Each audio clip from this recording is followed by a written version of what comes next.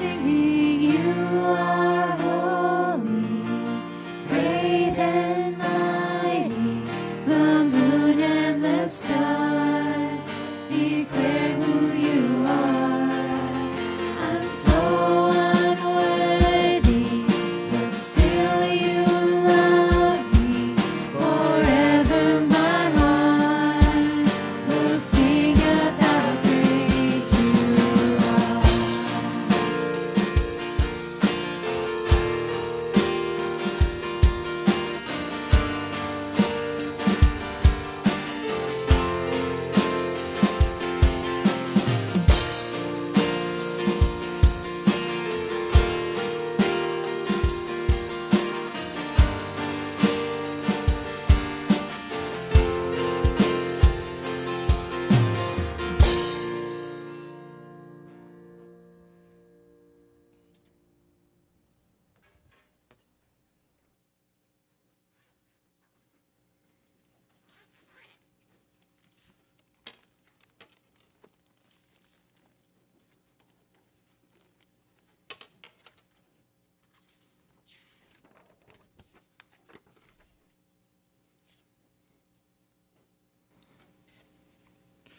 Good morning, everybody. It's a joy to be here today as we recover from the 4th of July celebrations and come here for the true celebration, one and only, celebrating being with the Lord. And it's so wonderful knowing as we come here that the Lord is here waiting for us, waiting to bless us all. It was great coming in this morning, came in a few minutes early, and here were the praise team, all smiling, all joyful, all practicing, and being such a joy. I thank the Lord for them. I thank the Lord for their cheerfulness, their openness, their willingness to be here early when everybody else, especially on summer vacation, says, this is civilized, I need to have a good break. So I praise the Lord for them, and I praise the Lord for the messages that He gives to us through them. Thursday morning I was praying, asking the Lord what He wanted me to share with you today. And He reminded me that He'd already given me the message. In fact, what happened, we were at the prayer meeting in Brother Armia's house the day before, and Pastor Isa had passed me, literally, he had passed me a little slip saying, this is what I want to read you. He meant what he wanted me to read during the prayer meeting, but the Lord gave it to me also for this one. So if we please open Proverbs 3, 5 through 7.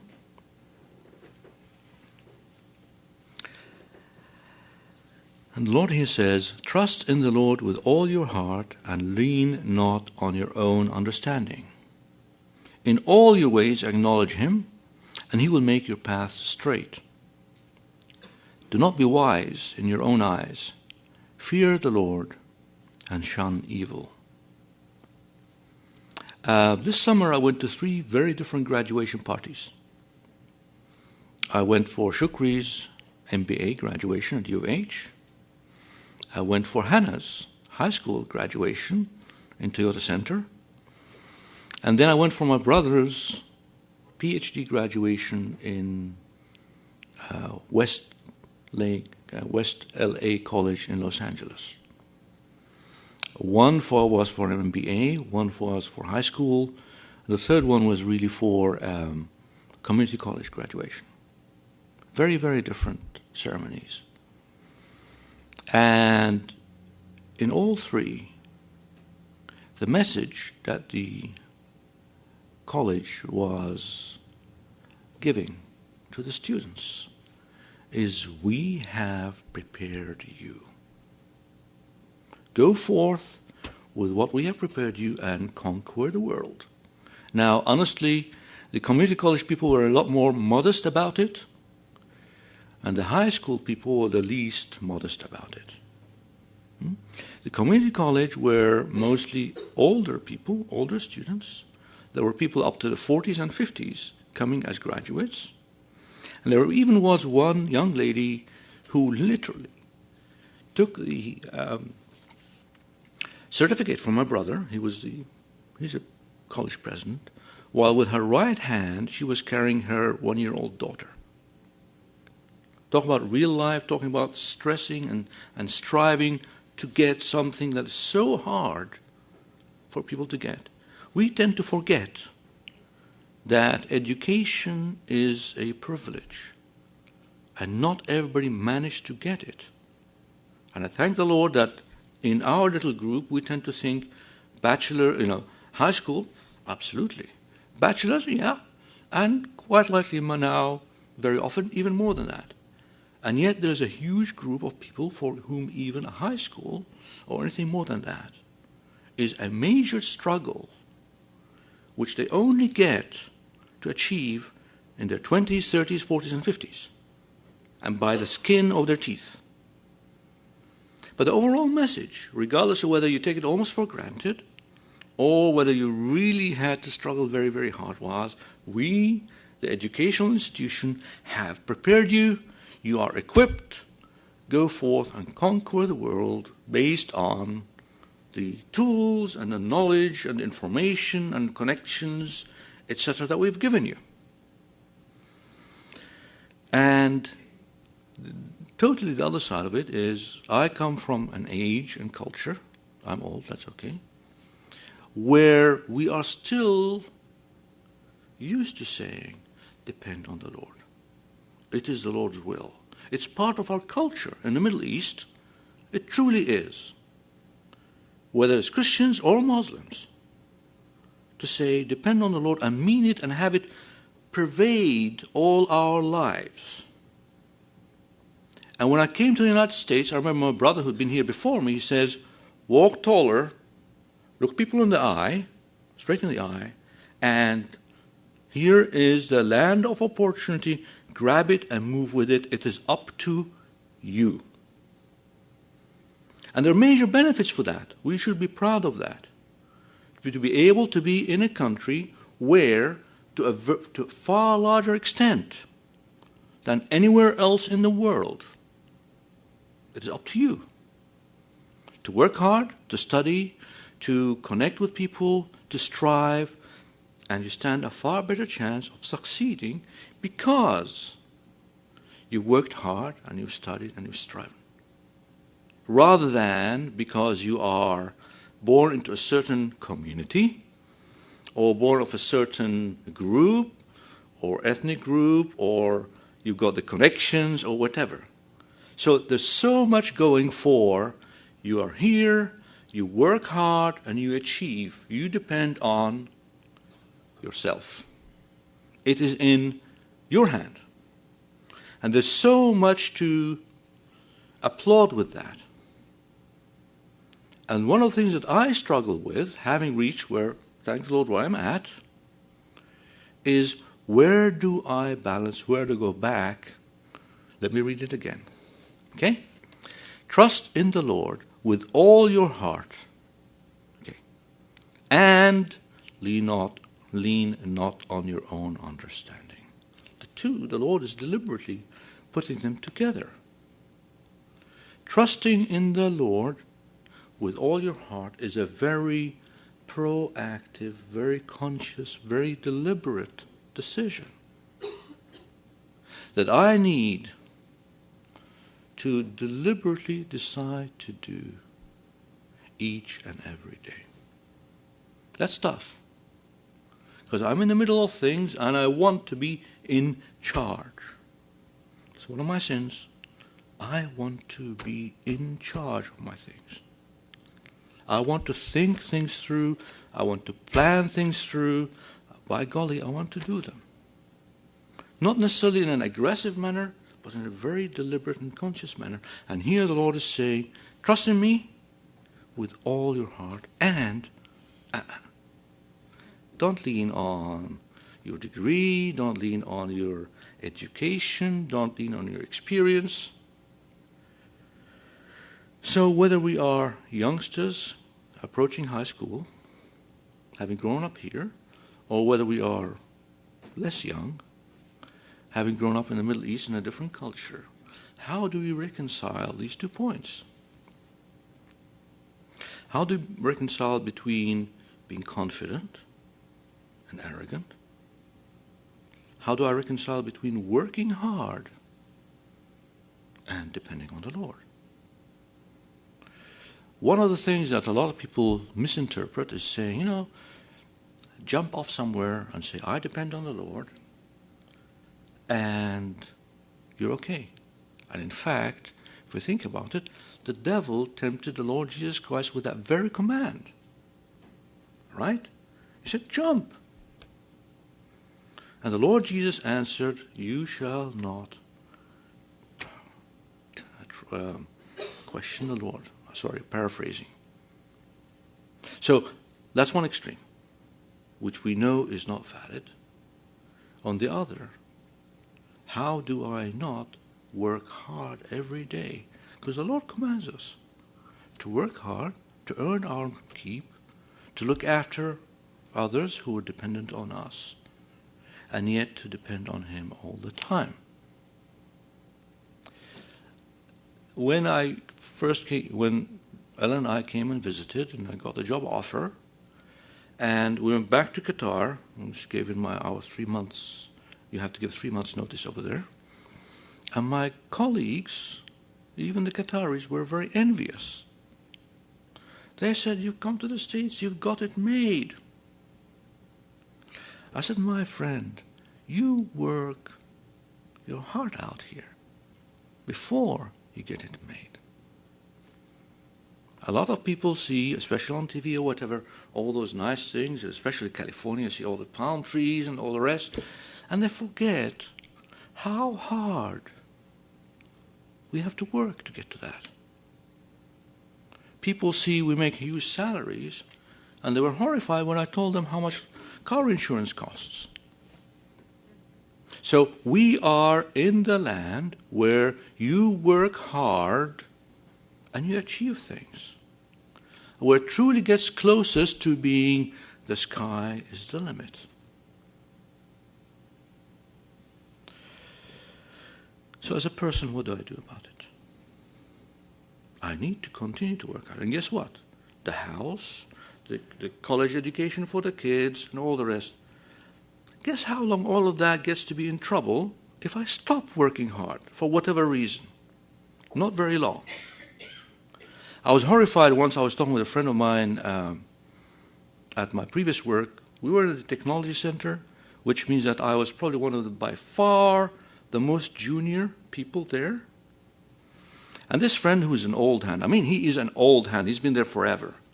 And he says, you would be horrified to find out how many of the people in this building who work and live from paycheck to paycheck. I'm not digressing. We have to work hard. We have to depend on our connections, our education, all those, to be where we're at and to stay where we're at. So, in the middle of this business, by business I mean busyness, being busy, how do I go back to trust in the Lord with all your heart and lean not in. But Lord, I know, but I've got work to do. Right? Or son, I know you'd like to spend some time with me, but I've got work to do. And it's, I don't have a clean answer. It's a challenge. So let me go back to where I started with this whole thing. I was praying for the Lord to give me a message. And I thought the message was to you. And the message is also to me. Son, keep on praying. It's number one. Keep on praying. Keep on remembering who is in charge. It's not you. It's me. Step one. Keep on praying. How do I commit to the Lord each and every day that I trust in Him and I don't lean on my own understanding? I go on my knees and I pray. In doing that, I am saying, Lord, I am trusting in you. Or at least I get myself into that. It's very hard to be praying sincerely to the Lord, especially if you're on your knees in a quiet place, and say, Lord, I'm going to depend on myself. The two just don't work together. So the first step is, let's go on our knees and pray at the beginning of each day. So even though I've woken up early because I need to go early to work to prepare for this meeting and prepare for this so and so on down the line, let me spend a few minutes with the Lord and say, Lord, I am putting my faith in you. I am putting my trust in you. You know, the concordance here has 2-3 pages, fine print, saying words in the Bible where it says trust. And I think as Christians, we are imbued with, we are to trust in the Lord. Good. But in this particular one, it says, trust in the Lord and lean not on your own understanding is where the challenge is. So the first step, let me pray. Let me remind myself, however busy life is and however tired I was the night before, and maybe I didn't sleep very well, and of course, sleep comes about half an hour before you're due to get up. Right? I've had that experience many times. Let's spend a few minutes praying to the Lord, reminding ourselves who is really in charge, and reminding ourselves where our priority is. How about when we get faced with a decision and people want an answer now? And there's so many people who are applauded for being quick on their feet. They have the answer at the tip of their tongues. How many people we have like that? I know a couple and I envy them. You know, they have whatever question you ask them, they seem to have the answer. Guess what? Quite a few times I don't have the answer. And especially when it deals with something, I'm not talking about a technical question. Will this thing work or not? That's everybody's experience, everybody's education. I'm talking about things that impact our lives. Do you want to do this? Just a second, you're going to put me in a place where it is not appropriate for me as a Christian to be. Or you're going to put me in a position where I'm going to be a stumbling block to a brother.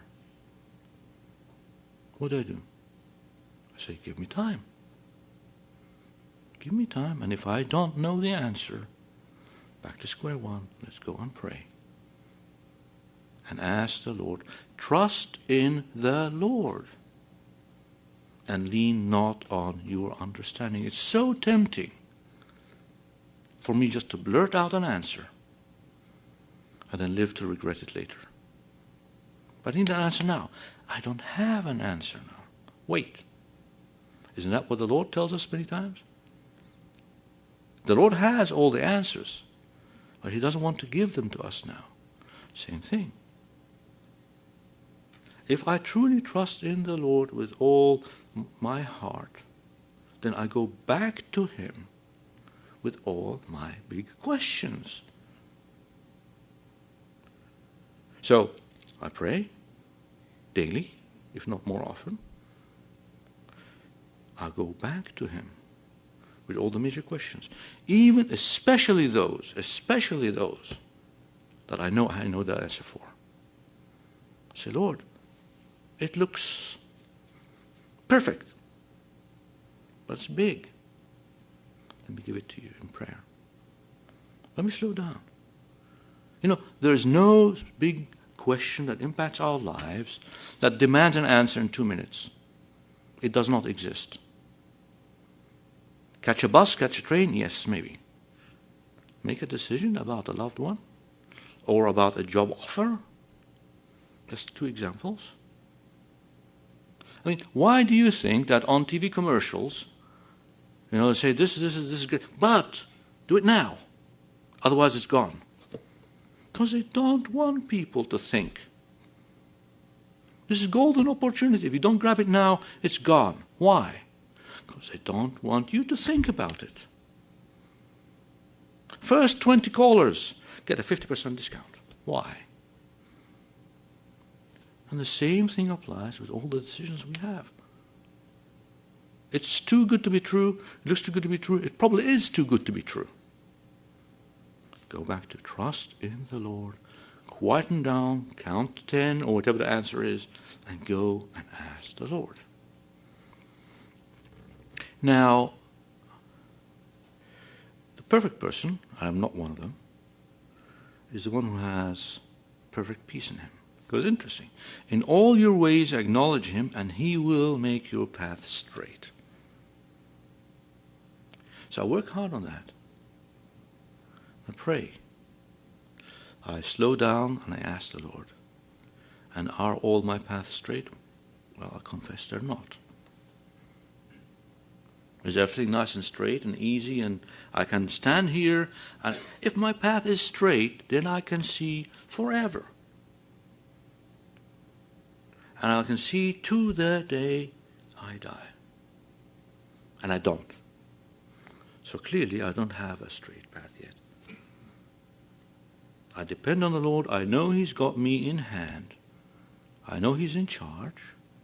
But in his wisdom, he does not let me see to the end of the path. In trusting him, I know I'm going to end up with him. Thank you, Lord, for his grace. But between now and there, I don't know. So what do I do when I don't know? This brings us to another slip. I was given 2 slips, guys, and I've got to share them with you. This is Psalm 56, verses 3 and 4. It says, when I am afraid, I will trust in you. In God, whose word I praise. In God I trust, I will not be afraid. What can mortal man do to me? So let's start with the first word, when. Doesn't say if. Okay? I'm trusting in the Lord. I'm leaning not on my understanding. I acknowledge him. Good. Am I immune from being afraid? No. So when I'm afraid, go back, I will trust in you, the Lord. Now here's the interesting thing is, this is a statement of intent. Okay? This is not, I was afraid and I trust in the Lord. No, this is a statement of intent, a commitment of policy. When I'm afraid, I know I will be afraid. And whenever I'm afraid, I will trust in the Lord. So the thing that strikes me about those 2 sentences is they are commitments, they are policies, they are life decisions that I need to make and I need to renew and I need to refresh every day. So that when something comes and hits, and a lot of times they do, I've already made a decision. I already know what I do. I will trust in the Lord. And I will go back to him. Say, Lord, help. But the beautiful thing about them is, in committing myself to them now, it means that I go to him all the time. I don't just go to him when things are so desperate that I have to go and pray. How many churches have joked about it? The pastor saying, we're going to have to pray, and one of the congregations says, are things that bad? Right? There's so a tendency to lean on our own understanding until the world falls apart. Then I'm afraid. Then I will go and talk to the Lord. No. I need to do it again, right from the beginning, as an ongoing commitment. How about this one? What can mortal man do to me? A whole bunch. Sorry, if I, as a person standing in front of you, say, mortal man can do nothing to me, I'm not being true to myself. Mortal man can do a whole lot to me. Okay? We have, was it the incident in Libya about a month ago now? When mortal man said, You're Christian? I said, yes. I said, deny being Christian, otherwise we shoot you. And they wouldn't, and mortal man killed them. Okay? Thank the Lord we live in a country where that is extremely, extremely, extremely unlikely to happen. Thank you, Lord, for that. How about, you're a Christian, I'm going to mock you. Those of us who are in college face that all the time. Because some of those professors, not all, thank the Lord for faithful people, thank the Lord for the example we have here at this church, where we have very highly educated people who are also devout Christians. That's a beautiful example, because in college, some of those so-called professors seem to imply or say it outright to their students, you cannot be a Christian and be a good thinker. You depend on something up out there. No, you need to depend on logic. You need to depend on understanding. You need to depend on science. Lean not on your own understanding. So what can mortal man do? He can mock you. He can mock you into weakening your faith. I would think most of us are probably far more resistant to somebody pointing a gun at us than somebody mocking us in front of our colleagues.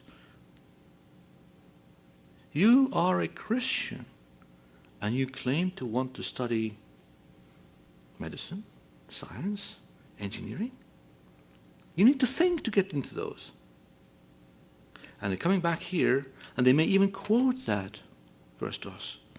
How can I say, trust in the Lord with all your heart and lean not on your own understanding, and yet develop and be a thinking, decision-making, innovative scientist, engineer, computer designer, businessman, whatever? And that's a challenge many of us face continuously. And the answer is, look around you. The Lord gave us understanding. The Lord gave us this wonderful universe to understand, and He told Adam to conquer and suppress. He gave us this world to take charge of it in His name, to understand it, to use it better in His glory and use it better for the benefit of mankind. So the Lord is the one who told us, I need you to be better scientists, engineers, doctors, economists, artists, name what it is. The Lord is saying, I gave you this wonderful creation and I made you master of the creation under my hand. So when somebody mocks us and say, your Bible tells you to depend on the Lord and not to think, they are taking it from the wrong end. The Lord told us to work hard. He gave Adam the Garden of Eden to what? To tend to work on. He put him in charge of it. He had to work hard to be in it. Adam didn't just name the animals. Adam needed to understand the animals and work this wonderful garden that the Lord had given him. And the same applies here today. So as Christians, when somebody misquotes that verse on us, say, no, that's not what it means. I am a scientist engineer. And I fully trust in the Lord in the things that He is in charge of. It's so much of a challenge for our youngsters and even for us. So trust in the Lord and lean not on your understanding does not mean that we are to develop our understanding of this world, to work hard to understand, to work, to improve this world, to look after it, to look after each other for it. It means that He has given us charge, but He is in charge. So I do everything I can. I work, I strive, I learn, I continue to work and strive and learn, and I continue to go every morning on my knees and say, Lord, You are ultimately in charge. I put my trust in You. And so many people deliberately misuse this proverb here.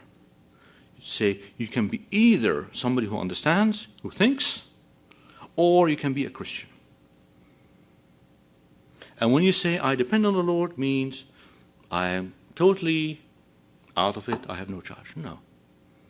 The Lord is telling us here, be confident in me. Do what I've charged you to do, which is to understand this world, to understand each other, and above all, to understand my word. There's no contradiction there.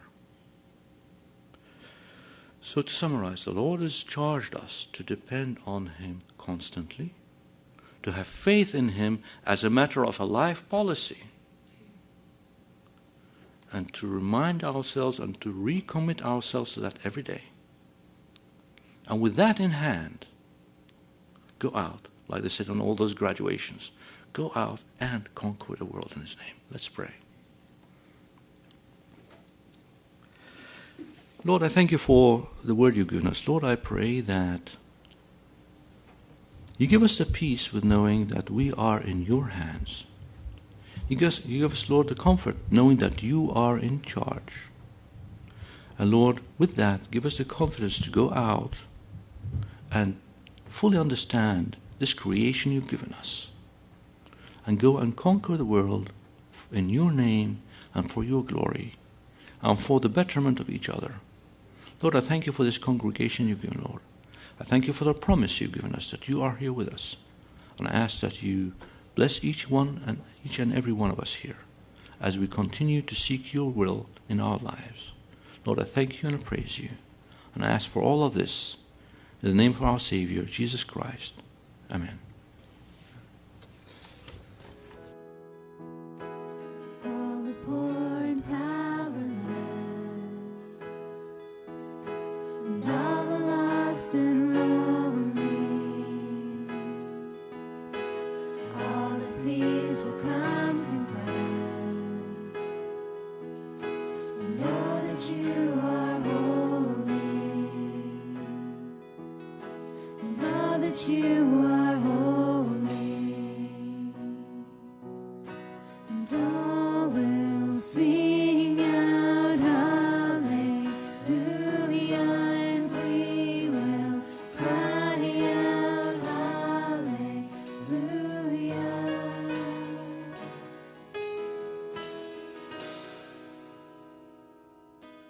All the hearts who are content, and all who feel unworthy, and all who hurt with nothing left, will know that you are holy, and all will sing out hallelujah, and we will cry out hallelujah, and all will sing out hallelujah, and we will cry out hallelujah,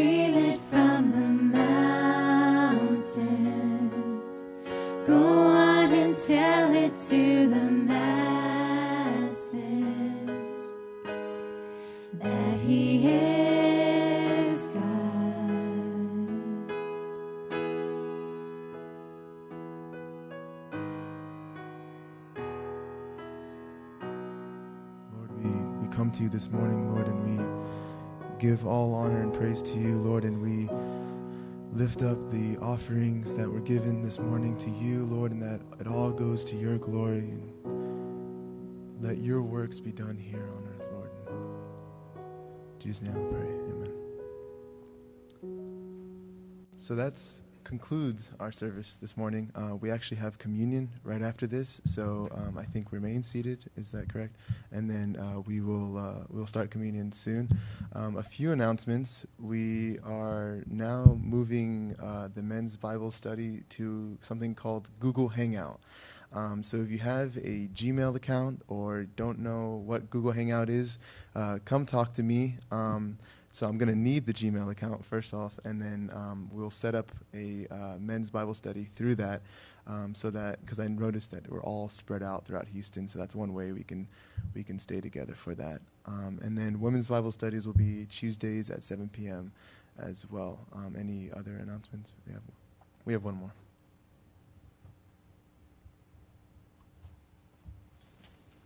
How are we? Good?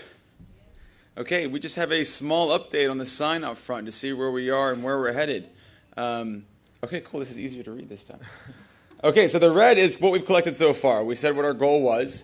And yeah, this is really good considering it's only been about 8 weeks. Right? So for a congregation our size in this service, we've already collected 8,200. So we're more than halfway there. Okay? And then pretty soon we'll see a new sign up front that says our name and everything we want to do, and it's all virtual and it's nice. So it's good. We're almost there. So great job. I want to reiterate something. I know that Sammy said Google Hangouts for the men's Bible study. And I know some of you were saying, I don't even know how to use a computer. I don't know how it works. It's awesome. We're going to be on video feed. We're going to talk. We're going to discuss. It makes things easier, especially with the busyness of life. And wherever we can do to meet as a group to study the Word of God, with any resources we have, I say we utilize it. So I'm excited for that. And then we're just going to stay seated for. Yeah, and make sure you come see me before you leave today, because I need your Google Hangout account information and stuff so that we can connect and video chat. So that's it. Just stay seated, and we'll start communion soon.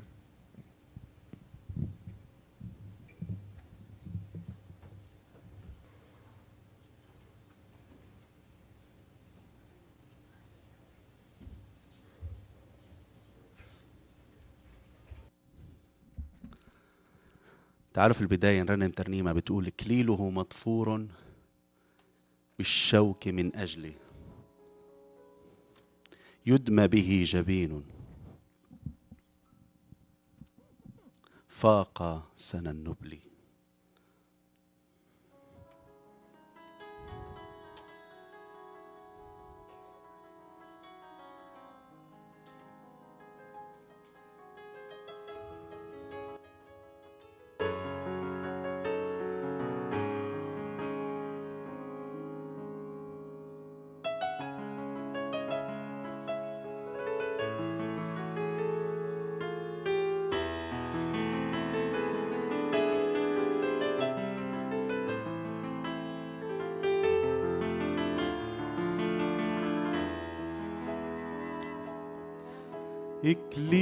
إكليله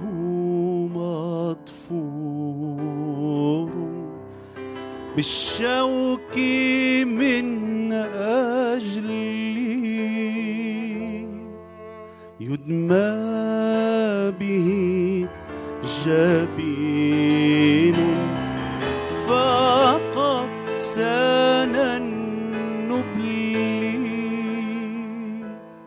قد وضعته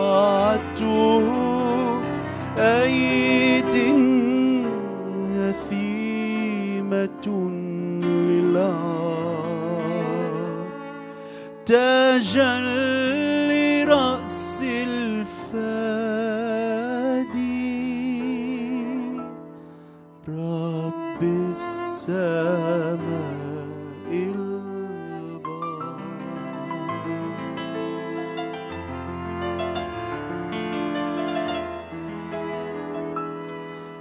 بالعار ترضى طوعا وآلام الصليب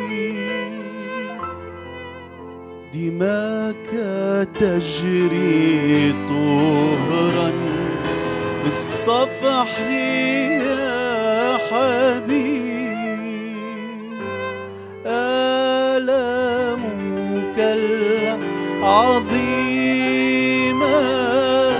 تخفف الأثقال، وروحك الرحيمة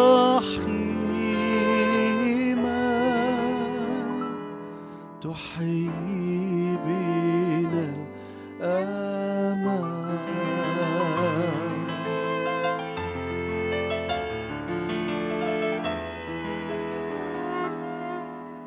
تحت الصليب أجثو لأرفع الصلاة، مخلصي فداني بالسفك دماء، يسوع قد هداني في ظلمة الوجود، بصلبه أحياني،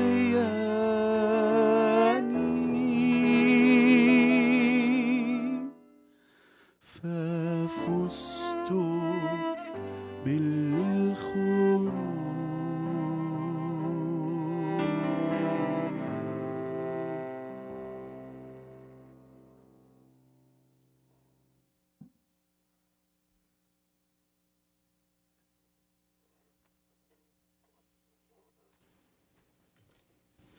امين. صباح الخير. حاسس بدي اعبر لكل واحد منكم قد ايه انا مشتاق لكم، ونشكر الرب على وجودنا مع بعضنا البعض في بيت الرب في هالصباح. على قلبي بعض الاعداد من نشيد الانشاد، حاب اقراها باللغتين الانجليزي وباللغه العربي اذا في مجال. Song of Songs. I'm reading, starting with Song of Songs, chapter 5.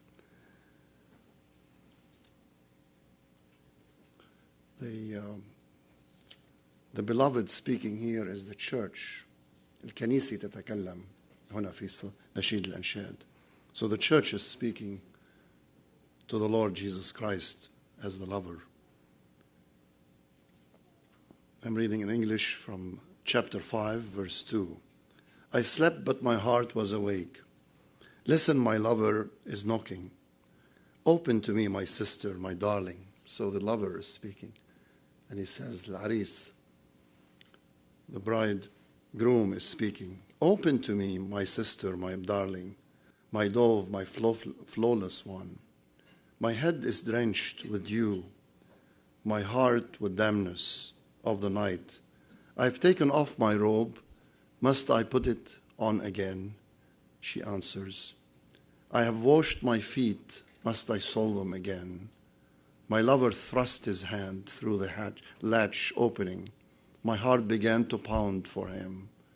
I arose to open for my lover, but my hands dipped with myrrh and my fingers with flowing myrrh on the handles of the lock.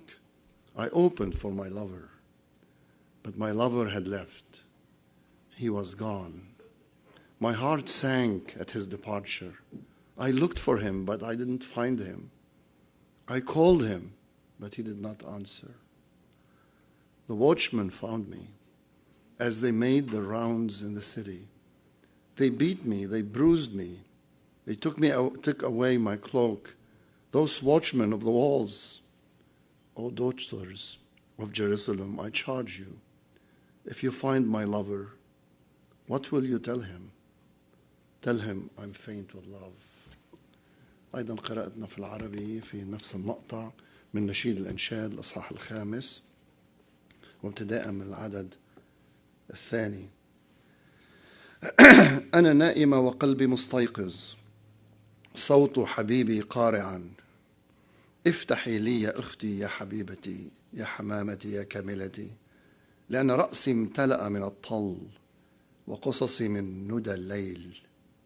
قد خلعت ثوبي، أي أنها تجيب، قد خلعت ثوبي فكيف ألبسه، قد غسلت رجلي فكيف أوسخهما. حبيبي مد من الكوة فأنت عليه أحشائي. قمت لأفتح لحبيبي ويداي تقطران مرا، وأصابعي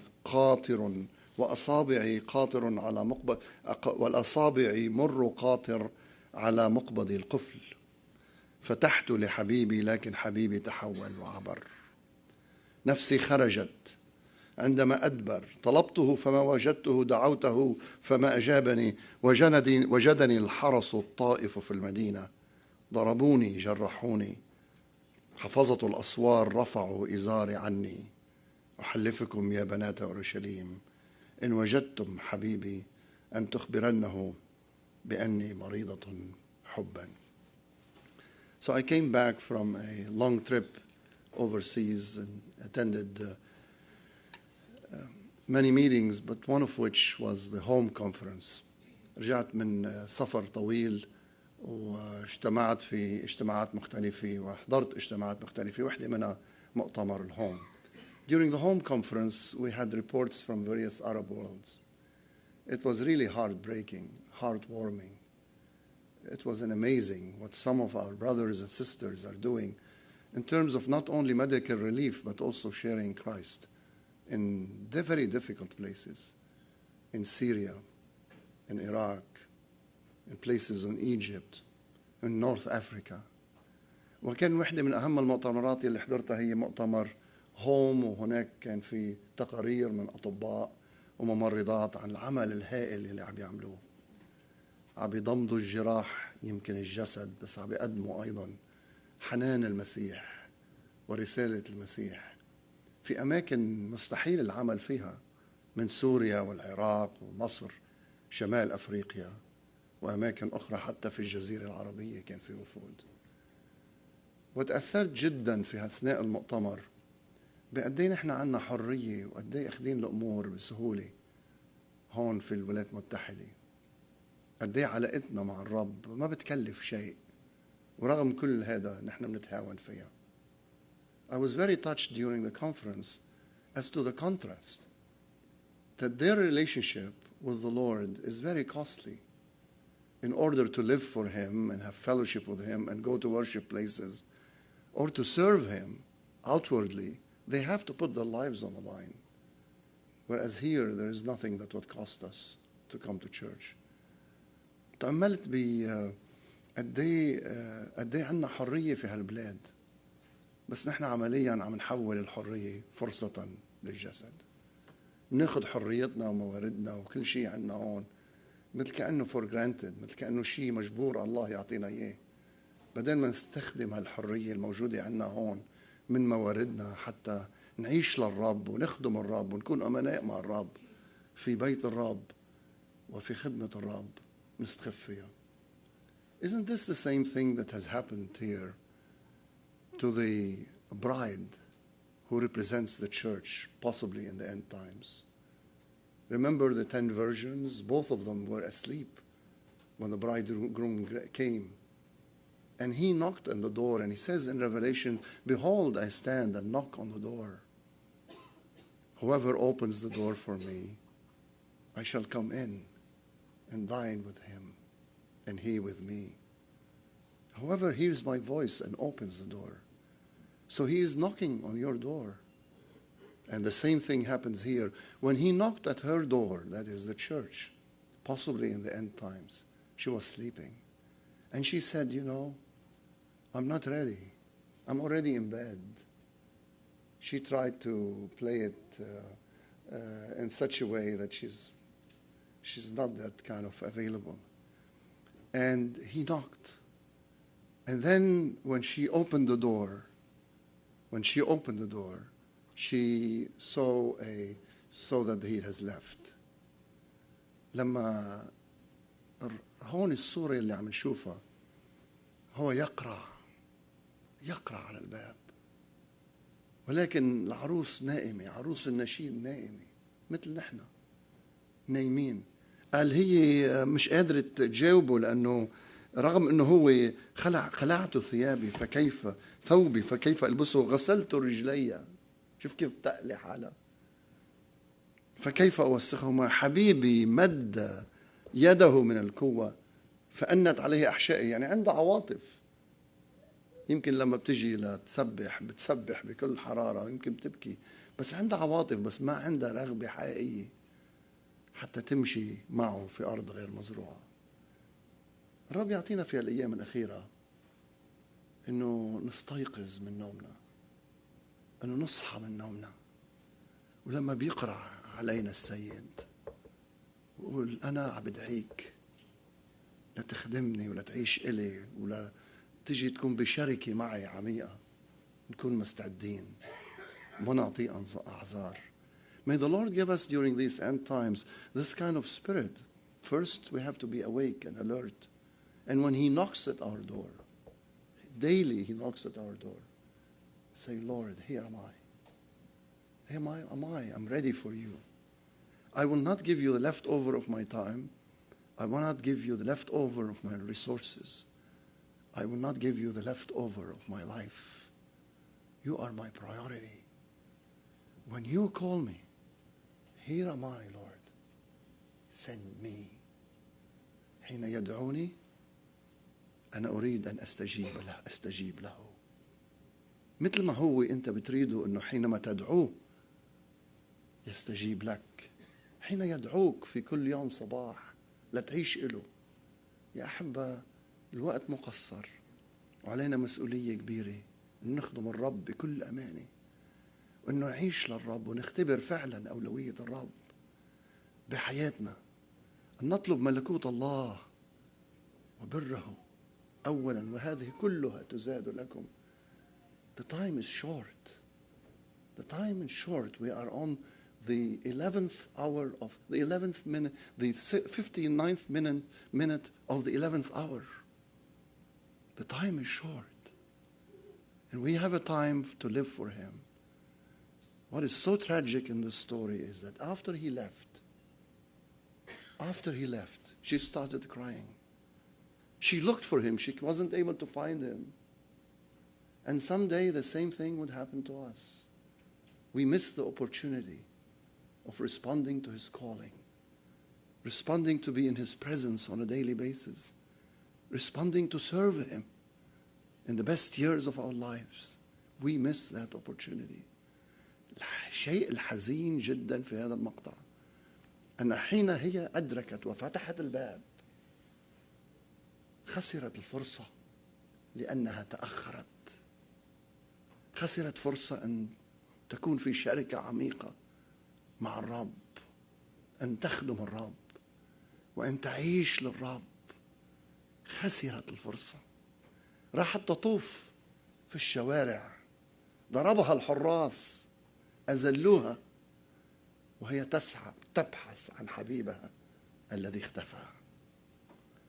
We miss the opportunity of a deep fellowship with Christ and the opportunity of a Christ-filled life to our own detriment.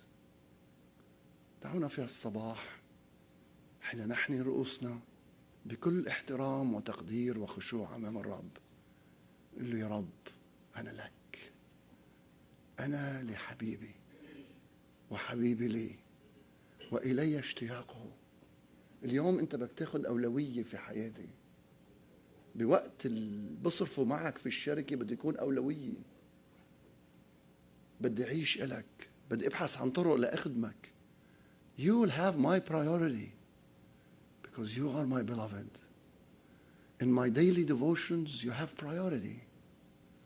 In my daily life you have priority. I am here to serve you and love you and experience your love and make it known to others. Let us pray. Let's spend some time with each other in praying. خلونا نصرف وقت مع بعضنا البعض في الصلاة في هذا الصباح. نحن رؤوسنا. Tell the Lord, I'm yours, Lord. Forgive me for the times that have been wasted, for the opportunities that have been missed. Forgive me for having a life that has rotated around my own self and my own ego and my own dreams. يا رب سامحني في هذا الصباح لأجل حياة كانت تدور حول نفسها، وقد دارت حياتي حول نفسها حتى أني صرت في نوع من الدوخة العجيبة، لا أعرف أين أنا. سامحني يا سيدي، أريدك أنت أن تكون الأول والأخير في حياتي، البداية والنهاية. أنت حبي الأول، وأنت لك المكان الأول، وأنا لك يا حبيبي، وأنت لي، وإلي اشتياقك.